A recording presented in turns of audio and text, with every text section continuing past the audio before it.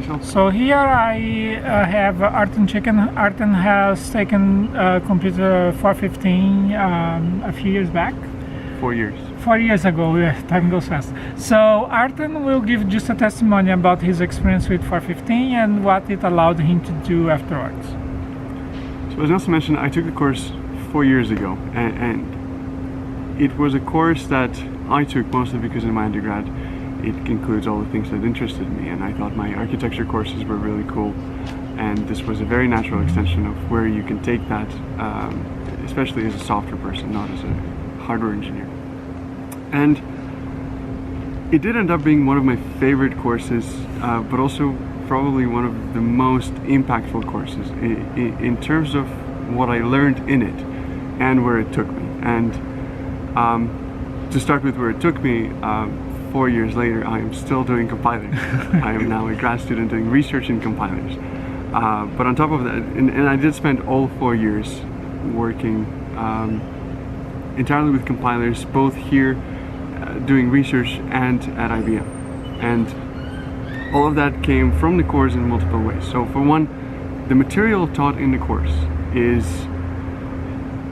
in my opinion, which is probably biased, contains some of the most transferable general skills that you will find in the upper level computing science courses, because systems programming is generally an incredibly transferable skill, whether or not compilers or systems programming is something you want to do in the first place is irrelevant, because everyone will ask you to write code, and that code has to be performant, and understanding the intricacies of how code is generated both by compilers and therefore how you can improve your own code is endlessly important.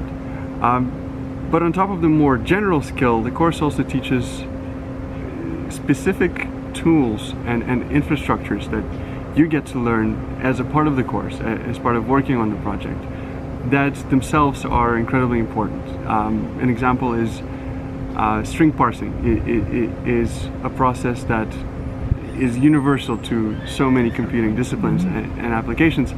And one of the things that compilers have to do is they have to parse code. And the structure of computer code, as most people know by now, is incredibly complex.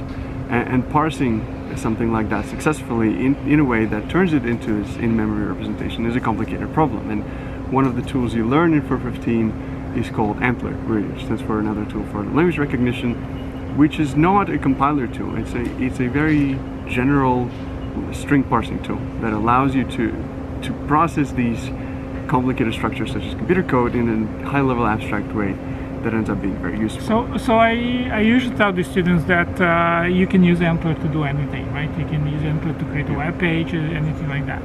So it's a very generic tool. But another choice that we do in this course is to use LLVM as the back end to the compiler project. So yes. Can you tell us a little bit about your experience with LLVM and the importance of knowing LLVM?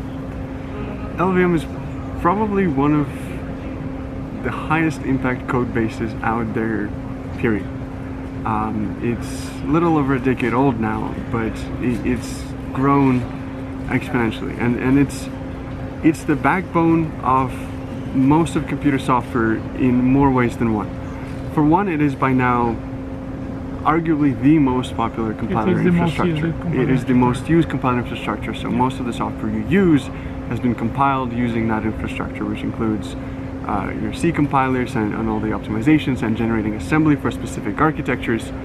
If you use software on a day-to-day basis, you probably are benefiting hugely from LLVM.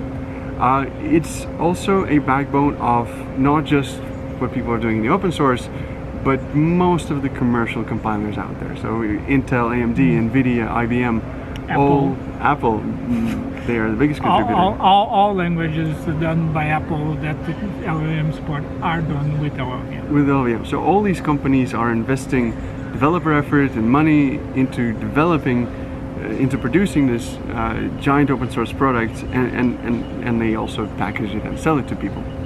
And so all of these companies really like seeing people who are already familiar with that infrastructure, because that reduces their effort, training effort. And as a part of recent changes to the course, you actually get to not just work with some of the internal languages of LLVM, but now you actually get to work with the code base itself. You get to use the APIs provided by LLVM.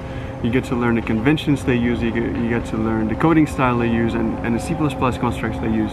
So over the end of the course, you will be familiar with it. Whether you like it or not, your project will demand it.